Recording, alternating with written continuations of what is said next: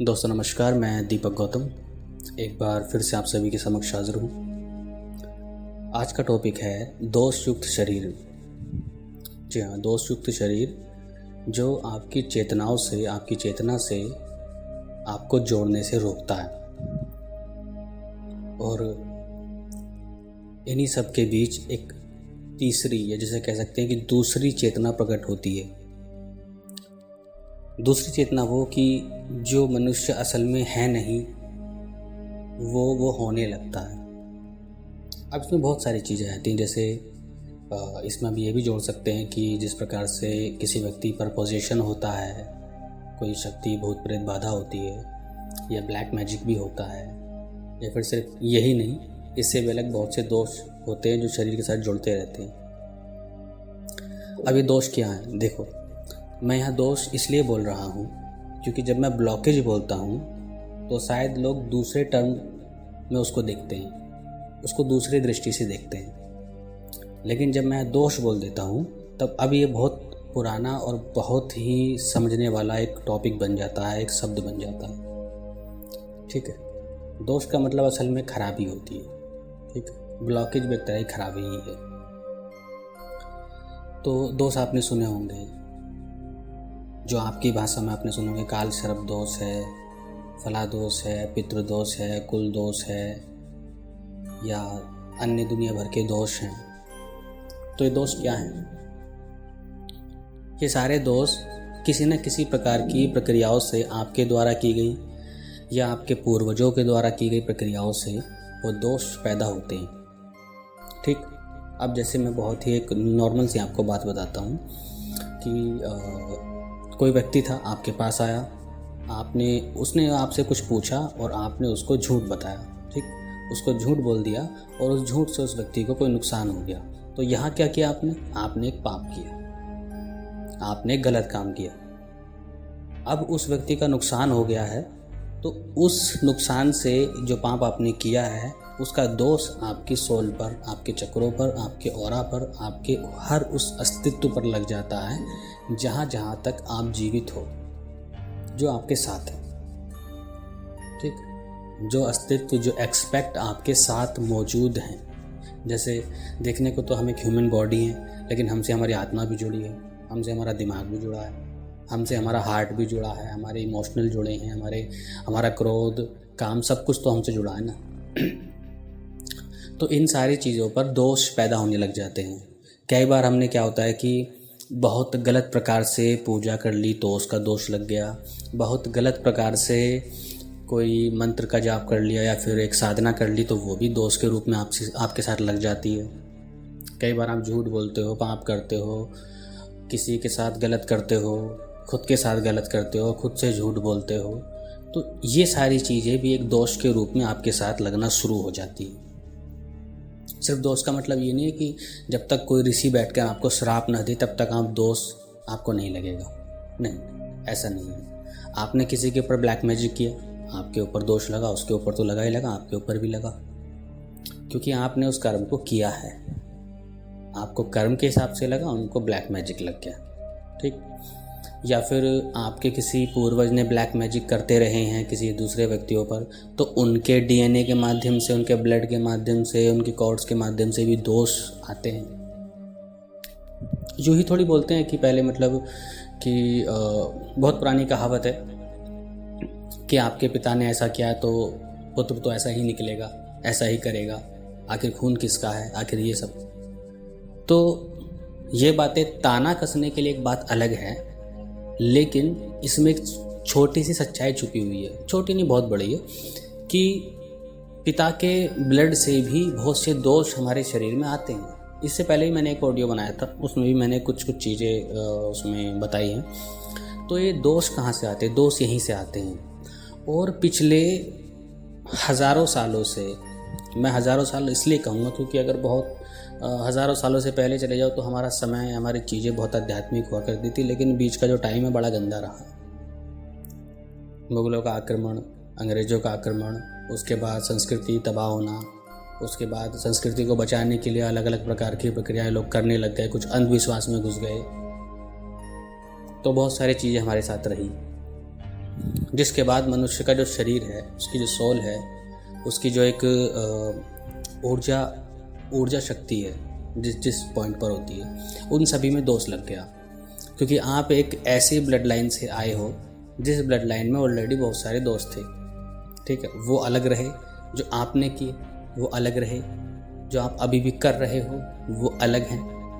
तो कुल मिलाकर इंसान का ऑरा इतना मैल्फिक हो जाता है कि वही दोष, वही सारी चीज़ें उसको एक तीसरा व्यक्तित्व, जैसे मैंने कहा था ना, तीसरी चेतना, दूसरी चेतना, यानी कि जो हमारी ओरिजिनल चेतना होती है, वो एक दूसरी चेतना प्रकट होकर आती है, जहाँ पर इंसान बड़ा ही बुरा हो जाता है। लोगों के प्रति उसका रवैया बड़ा बेकार होता है, वो एक नंबर का सेल्फिश होता है, वो बस खुद के बारे में बहुत ज़्यादा सोचता है, वो बस अपना भला देख रहा है, वो अपना भला करने के लिए झूठ बोलना पड़े झूठ बोलता है, कत्ल करना पड़े कत्ल करता है, किसी को धोखा देना पड़े धोखा देता है, कुछ भी करता है। तो असल में जो सोल, जो उसकी जो प्योर जो चेतना है, ठीक है, जो उसका अपना व्यक्तित्व है, वो मैल्फिक नहीं है, वो किसी का नहीं होता। लेकिन धीरे धीरे क्या हुआ कि उसने इन दोषों के रहते रहते रहते रहते एक दूसरी चेतना को डेवलप कर लिया है और वो उस चेतना के साथ जीता है। कभी एक तोते और साधु की कहानी सुनी है? वो दो तोते होते हैं, साधु के पास होते हैं, तो कुछ जो डाकू होते हैं, लुटेरे होते हैं, वो सारा धन माल लूट करके एक तोते को लेकर चले जाते हैं। तो कुछ समय बाद पता चलता है कि जो डाकू के घर तोता होता है, वो बस एक शब्द बोलना सीख जाता है, मारो काटो लूटो, मारो काटो लूटो, ठीक है। वो जब भी कहीं जाता है तो वो यही शब्द बोलता था। लेकिन जो साधु के घर पे होता था, वो गायत्री मंत्र सुना रहा है, अन्य कोई दूसरे मंत्र सुना रहा है, वाणी सुना रहा है। तो क्यों हो गया ये सब? ये सब इसलिए हुआ, एक तो उसकी परवरिश, ठीक, चूँकि चेतना उसके अंदर उस तरह नहीं होती है कि वो बहुत एक इंसान की तरह सोच सके, सही गलत का फैसला कर सके, तो चलो वहाँ तक बात ठीक है। लेकिन इंसानों में भी यही होता है कि वो अपनी व्यवस्थाएं, अपनी चीज़ें, अपने आसपास रहने वाले लोग, या फिर जिन लोगों को वो अट्रैक्ट जीवन में करता है। हालांकि ये बात पूरी तरह सत्य नहीं है कि इंसान अगर किसी ऐसे वातावरण में पैदा हो जाए जहाँ पर चीज़ें अनुकूल नहीं है, ठीक नहीं है, तो वो भी व्यक्ति वैसा ही होगा, नहीं। हर बार ऐसा नहीं होता है। जो व्यक्ति अपनी चेतना के स्तर पर जीता है और उसको निखारने की सोचता है, तो वो कितना भी कीचड़ क्यों ना हो, वहाँ पर कमल खिल ही जाता है, ठीक है। लेकिन जो लोग यहाँ तक नहीं सोचते हैं, वो लोग धीरे धीरे दोष अपने अंदर जोड़ते रहते हैं और उन दोषों से बनता है एक पूरा व्यक्तित्व, ठीक। और जब उस दोषपूर्ण व्यक्तित्व बनता है तो ऐसी नकारात्मक शक्तियाँ, आत्माएं, स्पिरिट्स उस व्यक्ति के साथ भी जुड़ने लगती हैं, क्योंकि उसका शरीर, उसकी ऑरा उसके लिए बहुत ज़्यादा कंपैटिबल रहता है। जी हाँ, कंपैटिबल, यानी कि जिस शक्ति को आप अपना रहे हो, क्या आप उसके कंपैटिबल हो? क्या आप उसके लायक हो? क्या आपकी ऊर्जा, फ्रिक्वेंसी उसके लायक है?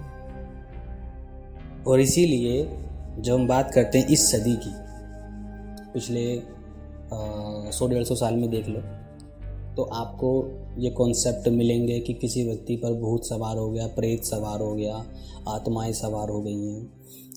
लेकिन अगर आप हमारा इतिहास उठा के देखो, ग्रंथ देख लो, पुराण देख लो, किसी की जीवनी देख लो, कहीं कोई ऐसा शब्द तुमको नहीं मिलेगा कि जहाँ पर ये सुनने को आया हो कि फला व्यक्ति को जिन्न ने पकड़ा हुआ था, फला व्यक्ति को प्रेत ने पकड़ा हुआ था, फला व्यक्ति को किसी ब्रह्म राक्षस ने पकड़ा हुआ था। सुना है कभी?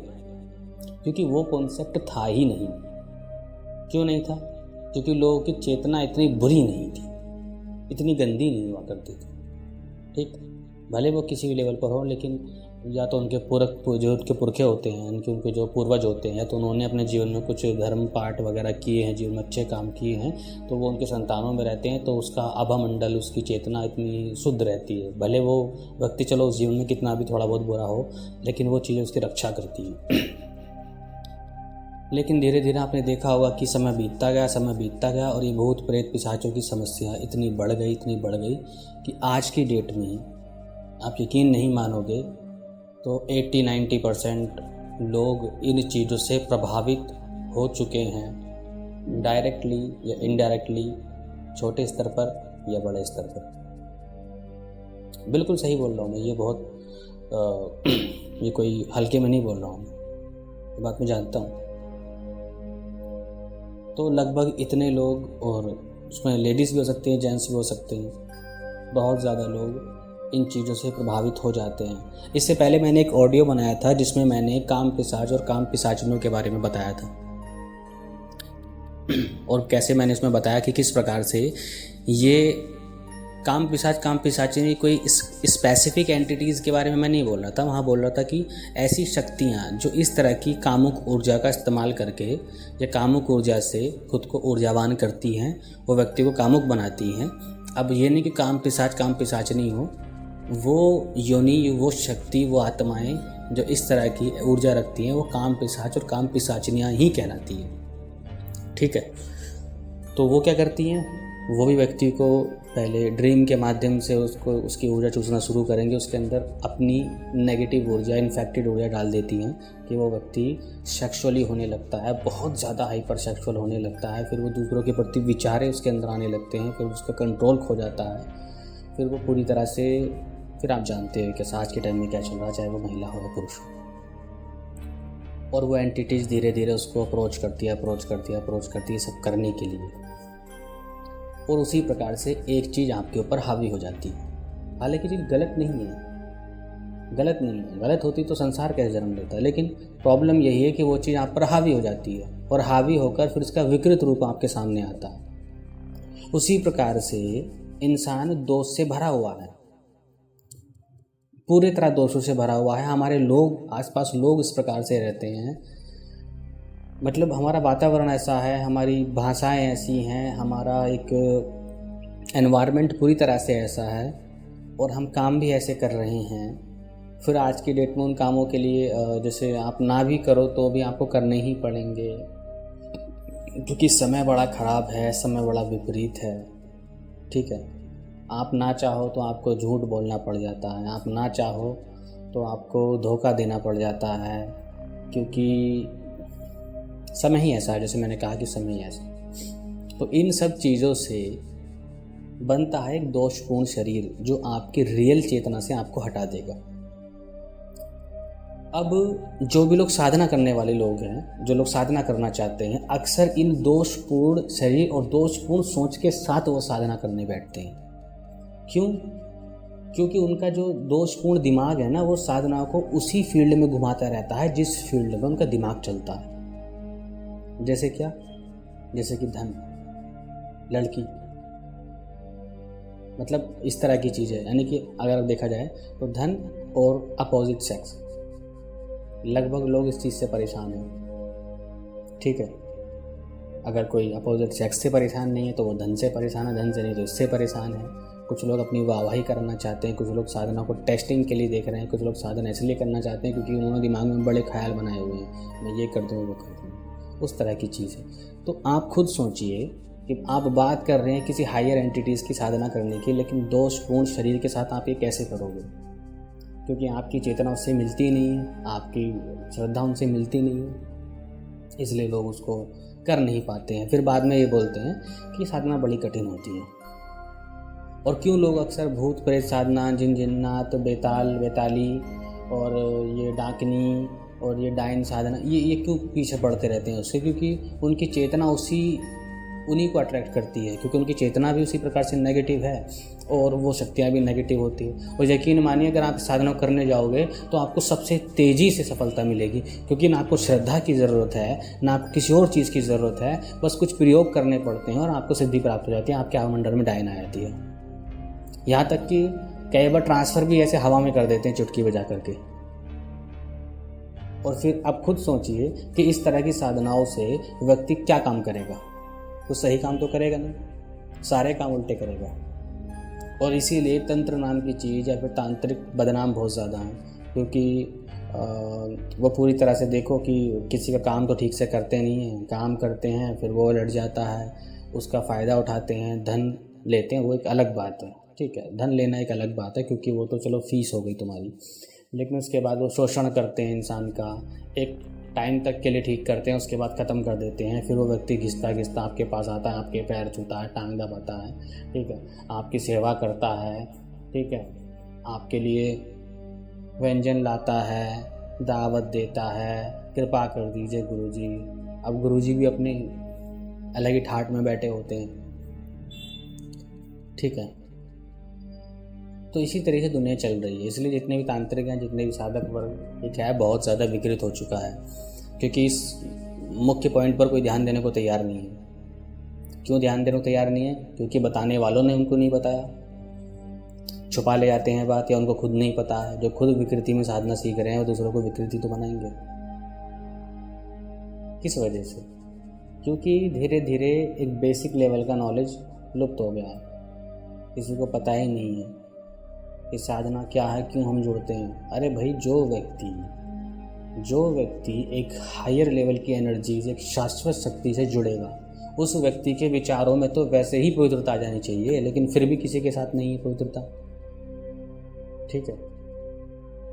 लोग काली साधना करते हैं तो उसमें ऐसी विकृत भोजन का प्रयोग करते हैं, विकृत चीज़ों का प्रयोग करते हैं, फिर विकृत माइंड से विकृत तरह के काम लोगों की करते हैं। तो भैया जो वहाँ जो मूल रूप है काली का, वो तो चली गई, वो तो तुम्हारे इस कर्म को देखकर पहले चली जाती हैं। फिर जो बचता है ना, वो देवी काली नहीं है, वो तुम काली देवी नहीं है, वो तो वो है जो तुम्हारे मन से उत्पन्न होने वाली शक्ति थी, उसने एक स्वरूप लिया है।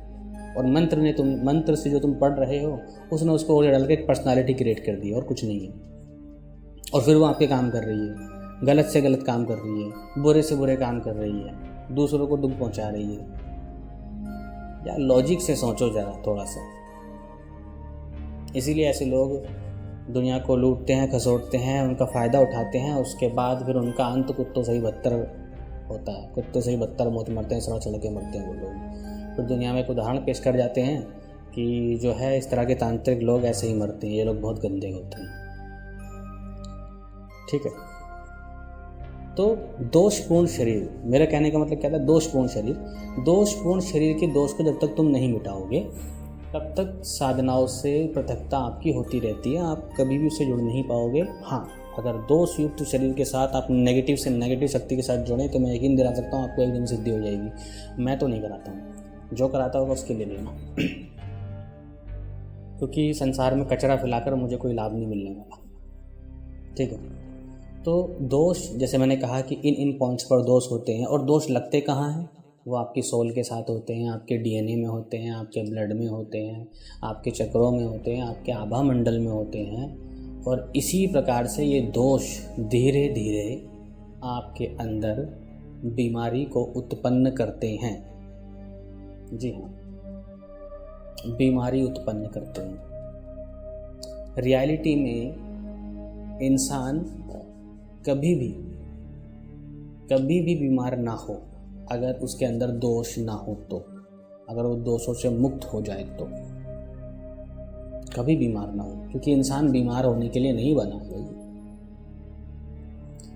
इंसान बीमार होने के लिए नहीं बना है, बस उसकी जीवन शैली, उसका ये समय जो चल रहा है, उसी वजह से इंसान बीमार होता है। 90% बीमारियों के कारण सारे दोष ही हैं। अब चाहे वो बीमारी कैंसर के रूप में आपके अंदर पल रही है, शुगर के रूप में पल रही है, या वो बीमारी आपके अंदर लीवर के रूप में पल रही है, लीवर फैटी हो गया, लीवर ख़राब हो गया, पेट की धज्जियाँ उड़ गई हैं, बहुत ज़्यादा वेट गिरता जा रहा है, बहुत ज़्यादा वेट बढ़ रहा है, थायराइड हो गया है। यार क्या मतलब,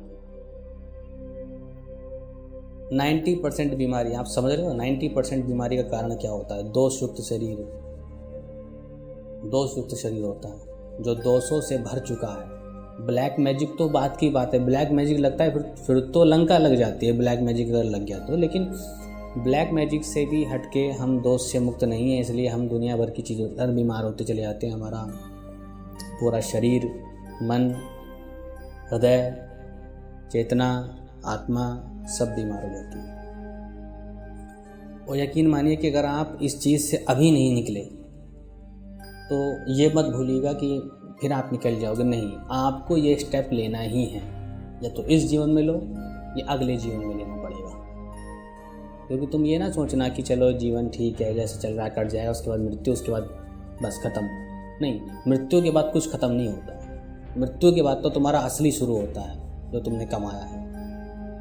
फिर तुम्हें अगली बार वहीं भेजा जाएगा, वहीं तुम्हारा जन्म होगा, जिस लेवल की तुम्हारी चेतना होगी, जिस लेवल के तुम्हारे दोष होंगे तुम्हारे शरीर में, और तुम्हें उसी प्रकार से भेजा जाएगा। जब तक तुम ये स्टेप नहीं लोगे कि हमें इससे मुक्त होकर साधनाओं में, अध्यात्म में खुद को लीन करना है, लोगों के साथ अच्छा करना, खुद के साथ अच्छा करना और फैमिली के साथ अच्छा करना, जब तक ये नहीं होगा तब तक तो आप मुक्त नहीं हो पाओगे, किसी कीमत पे नहीं हो सकते हो। और बार बार ये पूरी आपका जो जर्नी है ये घूम फिर करके यहीं आएगी। काल चक्र आपको छोड़ेगा नहीं, काल चक्र आपको यहीं ला के खड़ा कर देगा। तो हम जो बोलते हैं ना मोक्ष कुछ और नहीं है, ये काल चक्र से मुक्ति का मार्ग है। आप काल चक्र से मुक्त हो जाते हो, उसके बाद आपकी जो स्पिरिट, जो सोल होती है, वो फिर अपने हिसाब से गमन करने लगती है। वो चाहे तो जन्म लेगी, वो चाहे तो नहीं लेगी, चाहे तो अच्छी जगह जन्म लेगी, चाहे तो बुरी जगह जन्म लेगी, और हर एक सिद्धि साधनाओं के साथ जन्म लेगी। वो सभी चीज़ को प्राप्त करनी बहुत आसान हो जाती हैं। चाहे तो दूसरे डायमेंशन में चली जाती है, चाहे तो शिवलोक चली जाती है, चाहे तो विष्णु लोक चली जाती है, जहाँ जाना चाहो वहाँ चली जाती है। लेकिन ये तभी होता है जब आप इस काल चक्र से मुक्त हो जाओ। और काल चक्र से मुक्त होने के लिए आपको घुमा फिरा के स्पिरिचुअल होना ही पड़ेगा, इस जन्म में या दूसरे जन्म में, चाहे तीसरे, चौथे या पांचवें। तुम पर निर्भर करता है कि तुम कितना लंबा सफ़र रखना चाहते हो अपना। और ये जो सफ़र होता है ना, दुखों से भरा होता है। मतलब आध्यात्म का सफ़र दुखों से भरा नहीं होता, वहाँ तो दुख का असली कारण पता चलता है। वो सफ़र जो आप जीवन में बिना एक फ़ैसला लिए जीते जाते हो, उसकी एक लाइफ होती है। वो एक समय के लिए आपको खुशी देता है, उसके बाद बस सब खत्म, दुख ही दुख बरस पड़ते हैं जीवन में। असल में सुख दुख का कॉन्सेप्ट किस लिए, इसीलिए है ताकि ईश्वर या फिर प्रकृति आपके विश्वास पर एक बहुत भयंकर चोट मारती है कि तुम एक दिन खुश थे, इतने खुश थे कि तुम्हारे पास सब कुछ था, तुम्हारे पास प्रेमिका थी, तुम्हारे पास पत्नी थी, तुम्हारे पास परिवार था, तुम्हारे पास सब कुछ था, धन दौलत थी, लेकिन अचानक से क्या हुआ कि सब कुछ खत्म। क्यों? क्योंकि ये प्रकृति, ये ईश्वर आपको ये दिखाता रहता है कि बेटा सब नश्वर है, तुझे इससे मुक्त होना ही पड़ेगा, इसको भोगते हुए मुक्त होना पड़ेगा। ऐसा नहीं कि मतलब मुक्त होने का मतलब ये है कि अपने जंगल चले जाओ, नहीं, बस सोच, आपकी चेतना को आपको दिशा देनी होगी। बस आप अगर खाना खाते हुए आपको जितना आनंद आता था उससे कहीं ज़्यादा आपको आनंद आएगा। नाचते वक्त जितना आपको आनंद आता था उससे कहीं ज़्यादा नाचते वक्त आपको आनंद आएगा। प्रेम करते वक्त जितना आपको आनंद आता था उससे कहीं ज़्यादा आपको आनंद आएगा। अध्यात्म का मतलब कभी भी भौतिक संसार या उसके सुखों को छोड़ना नहीं होता है मेरे भाई, ये मेरी बहनों। यही तो सबसे बड़ी समस्या है कि कुछ गुरुओं ने तुम्हारे दिमाग में डाल के रखा हुआ है कि स्पिरिचुअलिज्म मतलब सब कुछ छोड़ देना। नहीं, जो चीज़ तुम कर रहे हो सुख के लिए, उसकी स्ट्रीम लेवल की अवस्था, जिसे बोलते हैं कि सबसे ऊंची अवस्था के सुख को प्राप्त करना ही अध्यात्म है। आप हर एक चीज़ को जो आप अपने जीवन में करते हो उसके एक बहुत ही एक जो ऊंचे लेवल के आनंद को, सुख को आप प्राप्त कर सकते हो। क्योंकि अध्यात्म कभी आपको भौतिक जीवन में यूज़ होने वाली चीज़ों से, व्यक्ति से, विशेष से, रिश्तों से, संबंधों से मुक्त नहीं करता है, बल्कि उनकी रियलिटी को समझाता है, बल्कि तुम्हें उसको भोगने का असली नज़रिया देता है और तुम पहले से कहीं ज़्यादा आनंदित होते हो। और यहाँ क्या है भाई, अभी तो तुम सब कुछ भोग करके भी इतने परेशान हो ना, सब कुछ भोग रहे तब भी परेशान हो, तो भोग कर भी परेशान हम क्यों हैं?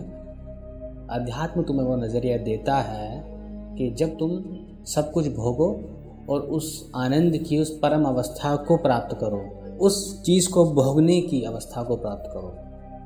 वो मतलब वो बिना देखा वाला वो आनंद नहीं, जिसको लोग बोलते हैं कि परम आनंद में पहुंच जाओगे ईश्वर के शरण में जाके या फिर मुक्त हो। वो तो यार जो देखा नहीं है उसको तो उसको छोड़ दो, हालांकि वो भी है, उसको छोड़ दो। आप भौतिक जीवन में, आप ग्राउंड लेवल पे बात कीजिए।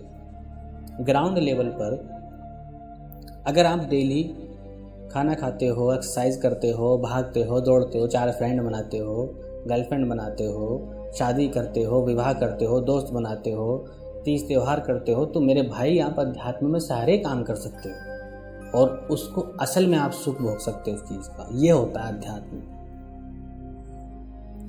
धर्म, अर्थ, काम और मोक्ष। अध्यात्म में 4 चीज़ें आती हैं। धर्म प्राप्त होता है, अर्थ प्राप्त होता है। अर्थ यानी कि सुख समृद्धि, ठीक है। सुख समृद्धि हर लेवल की, जर जमीन जोरू या जो आप बोल सकते हो। अर्थ का मतलब वो होता है। काम मतलब उसको भोगना, आप उसको भोग सकते हो। और अंत में होता है मोक्ष, ठीक है। अर्थ में सारी चीज़ें आती हैं। आप सिद्धियाँ हो, आप उनको भोगोगे। आपके पास धन है, आप उसको भोगोगे। आपके पास प्रेम है, आप उसको भोगोगे। आपके पास ज़मीन जायदाद है, आप उसको भोगोगे। आप दुनिया में कहीं घूमना चाहते हो, टूर करना चाहते हो, उसको भी आप भोगोगे। हर एक चीज़ जो सुख में आती है वो अर्थ है, उसको भी आप भोगोगे, वो भी आपको मिलता है, फिर आपको मोक्ष मिलता है। तो भाई जीवन जीने का असली तरीका अध्यात्म ही है। आप इसको ये ना सोचो कि अध्यात्म एक अलग रूट है। ये अलग रूट नहीं है, ये आप ही का रूट है। तो इन्हीं दोषों की वजह से हम कभी उस दिशा में सोच नहीं पाते हैं या उस दिशा में काम नहीं कर पाते हैं। तो दोष युक्त शरीर से पहले मुक्त होना पड़ता है। और इसी वजह से मैं लोगों को रेकी, प्राणायाम जैसी चीज़ों को ज़्यादा महत्व देता हूँ कि आप ये करो, क्योंकि इन्हीं चीज़ों से आपकी नाड़ियाँ शुद्ध होती हैं और आपके जो जितने भी दोष होते हैं वो हटते हैं। तब आप उस शक्ति के लायक बनते हो और तब वह शक्ति आपके साथ काम करती है, आपकी हर एक परेशानी को हल करती है, एक मित्र के रूप में आपके साथ रहती है, एक पिता के रूप में रहती है, माता के रूप में रहती है और सिर्फ याद करने मात्र से आपके काम करती है, आपके जीवन की समस्याओं को हल करती है, आपको रास्ता दिखाती है। यही साधनाओं का मतलब है। लेकिन दोष युक्त शरीर जब तक रहेगा, दोष से मुक्त नहीं होगे, तब तक चीज़ें नहीं होती, भटकाव बना रहता है। तो आज के लिए इतना ही। नमस्कार, धन्यवाद।